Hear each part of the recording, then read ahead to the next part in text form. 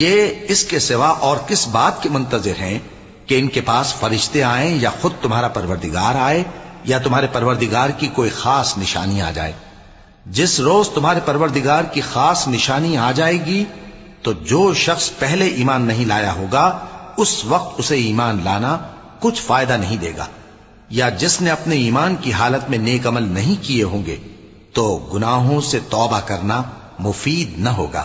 اے پیغمبر، ان سے کہہ دو کہ تم بھی انتظار کرو،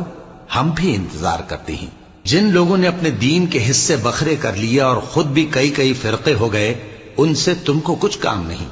ان کا کام اللہ کے حوالے۔ پھر جو کچھ وہ کرتے رہے ہیں وہ ان کو سب بتائے گا۔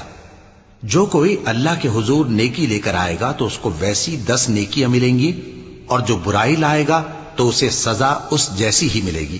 اور ان پر ظلم نہیں کیا جائے گا۔ کہہ دو کہ مجھے میرے پروردگار نے سیدھا رستہ دکھا دیا ہے، یعنی دین صحیح،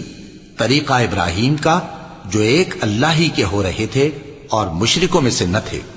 یہ بھی کہہ دو کہ میری نماز اور میری قربانی اور میرا جینا اور میرا مرنا سب اللہ رب العالمین ہی کے لیے ہے، جس کا کوئی شریک نہیں، اور مجھ کو اسی بات کا حکم ملا ہے اور میں سب سے اول فرما بردار ہوں۔ کہو کیا میں اللہ کے سوا کوئی اور آقا تلاش کروں، جبکہ وہی تو ہر چیز کا مالک ہے، اور جو کوئی برا کام کرتا ہے تو اس کا ضرر اسی کو ہوتا ہے، اور کوئی شخص کسی دوسرے کے گناہ کا بوجھ نہیں اٹھائے گا۔ پھر تم سب کو اپنے پروردگار کی طرف لوٹ کر جانا ہے، تو جن جن باتوں میں تم اختلاف کیا کرتے تھے وہ تم کو بتائے گا، اور وہی تو ہے جس نے زمین میں تم کو اپنا نائب بنایا اور ایک کے دوسرے پر درجے بلند کیے، تاکہ جو کچھ اس نے تمہیں بخشا ہے اس میں تمہاری آزمائش کرے۔ بے شک تمہارا پروردگار جلد عذاب دینے والا ہے، اور بے شک وہ بخشنے والا ہے، مہربان بھی ہے۔